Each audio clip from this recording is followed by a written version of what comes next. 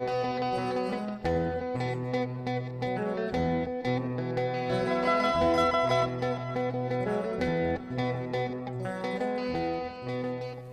back to Arts Weekly. Joining me is Craig Humphrey, director of I Love You, You're Perfect Now Change, from the Fort Wayne Civic Theater, and cast member Jessica Butler. Thank you both for coming on Arts Weekly. Thank you for having us. Craig, you're a faculty member here at IPFW, the Department of Theater. I am. And you're directing at the Civic Theater. How did that come about? Well, this is the second show I will have directed for the Civic. I directed The Sound of Music for them a number of years ago. And Philip Koglaser, their executive director, and I have been trying to work our schedules out so that I could direct there again, and it happened that I was available at the right time this time around. That's true. You know, I think one of the things that we're really proud of our faculty here is that you guys work out in the community. You have an extensive professional resume, and why is that important, you think, to do things, you know, out and about, I guess? Well, first of all, if we remain active in doing what it is we're trained to do, we bring those experiences back for our students. And keeping our art alive is helping further theirs. Yeah, so. It does. It keeps it all going. Now, tell us a little bit about this play. It has a long title, I Love You, You're Perfect, Now Change. A comedy? Definitely a comedy. It's a musical comedy review. Yeah. It is a very entertaining, fun show that is centered on male-female relationships, from first dates through the dating process, into marriage, into having children, divorce, and then ultimately dating amongst the senior citizen set. I know it has this tagline that I think is kind of interesting. Everything you have ever secretly thought about dating, romance, marriage, lovers, husbands, wives, and in-laws, but were afraid to admit it. Yes, I hope this thing has a happy ending. It does. Well, good. It does. Well, Jessica, you're a graduate of IPFW. I am. Theater major here. Absolutely. And have you worked with Craig before? On many occasions. Oh, I see. And what's your role in the play? I am playing one of the women in the show, and I have several different roles, so I can't really say that it's just one character because I play a whole gamut. I play a 10-year-old girl and I play a 75-year-old woman. Oh my gosh. That's quite a range there. It is. Now, why do they have you play 10 different roles? Are they trying to save money from hiring 10 different actresses? No, because I don't get paid, so. Well, still, save time and schedule rehearsal time. You know, I'm not exactly sure why the script is written with only cast members of 4, but I think it's maybe to create a better connection, a better chemistry through the cast members, opposed to having one person do each different role for the 5 minutes that they be on stage. You get to know your actors, you get to know the people that you're watching on stage. And I always think it's amazing, really, to watch the art, the craft of acting, when you can see somebody play so many different age ranges and characters. I think that's special in and of itself, is it not? It is. It really is. You know, Craig, IPFW recently did the production Anton and Show Business, where the basic premise of the play was that they were trying to save money, so they had the actors play multiple roles, and so this kind of follows through. But getting back to this play, I Love You, You're Perfect Now Change. It's a musical review, is it not? Yes. Tell us a little bit about the style of the play. It is a series of short vignettes or individual scenes that stand on their own, but they're connected through the theme of relationships. And most of them have a song or two included in the scene.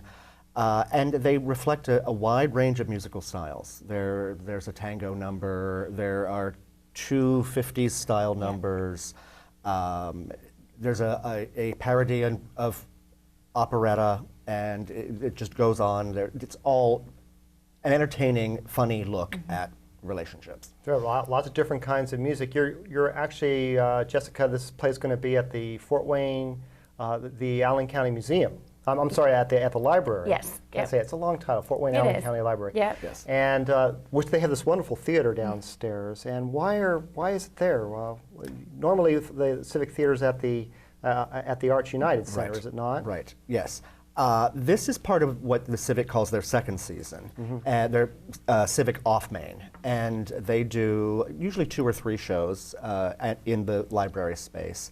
And it's shows that are of a scale that the Arts United Center is just too large for. That with our show, for example, with only 4 actors, would get lost in on that big stage and in that big auditorium.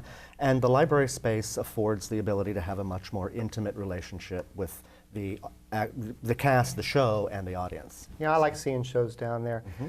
Jessica, I've seen you in a number of things, all kinds of styles of plays, really. I think a lot of people don't realize, I guess, the level of rigor and training that an actor has to have, really, to do what you do. Can you speak a little bit about that, sort of the certain things that you learned, I guess, at IPFW, and how you apply that to this play, this musical?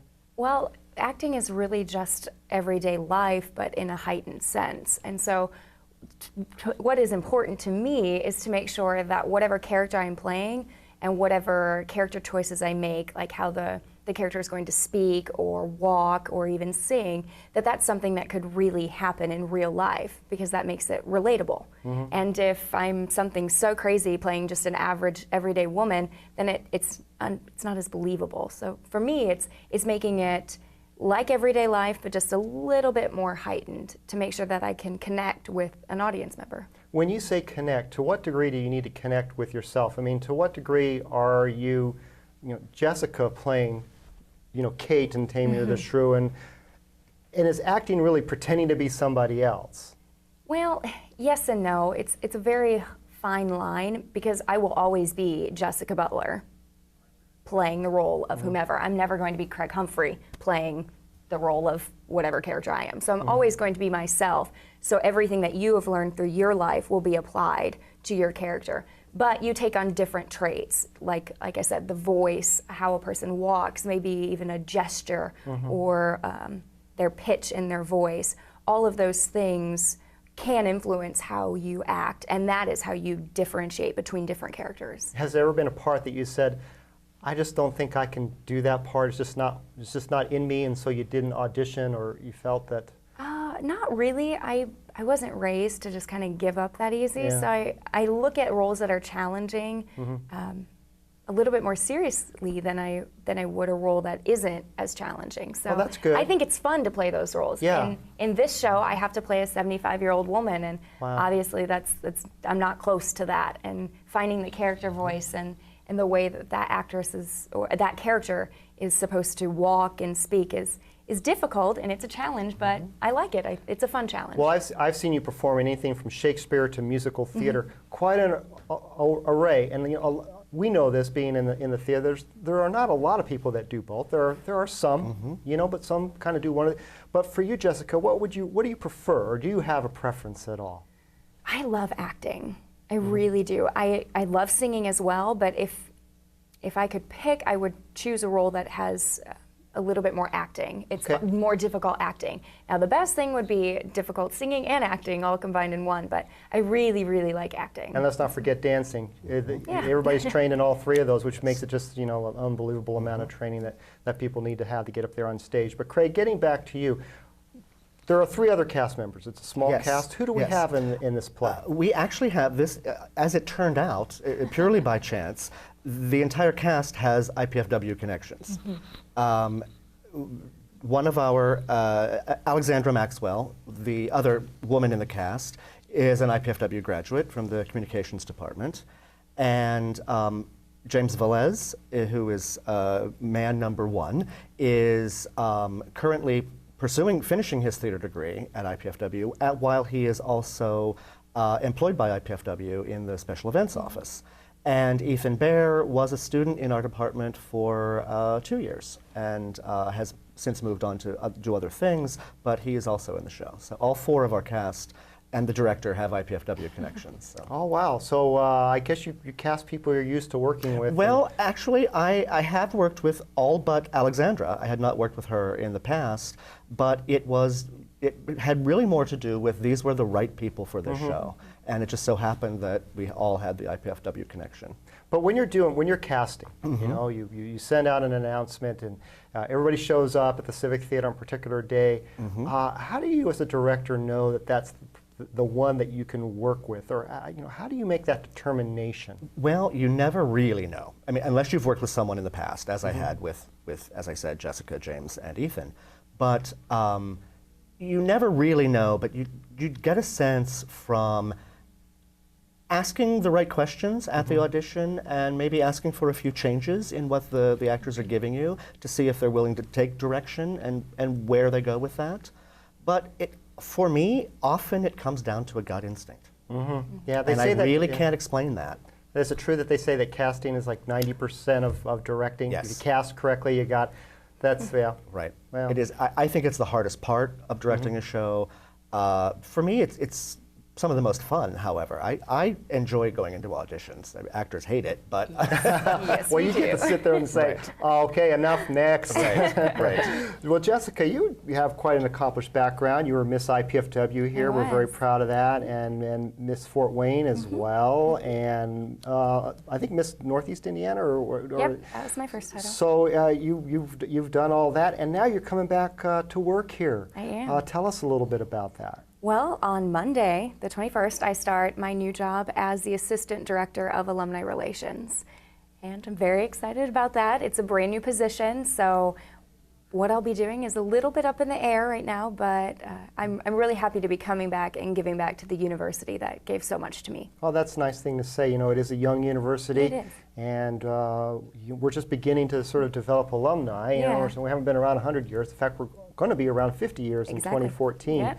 Is there going to be anything that IPFW is going to do in 2014, you think, to Oh, celebrate I'm our sure. 50th anniversary? I'm sure there'll be some big shindig, and I'll definitely be a part of it, Oh, but I good. don't know what it is, or maybe I do and I'm keeping it secret. They're probably going to have you sing. They're probably going to have you singing and dancing. Oh, That's great. what I would. But anyway, that's all the time we have, folks. We look forward to seeing the show. Opens on April 1st. April 1st? Down at the library. At the library, yes. And wish you the best with it. Thank you Thank very you, Chuck. much.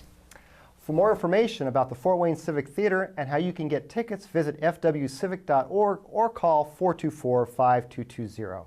Missed us on PBS on Sundays? You can also watch us on YouTube and Facebook, and you can always follow us on Twitter. Just search for Arts Weekly.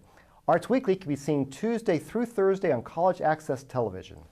I'm Chuck O'Connor. Thanks for tuning in to Arts Weekly. Join me next week with guest Rick Steves from PBS's Rick Steves Europe. See you next week.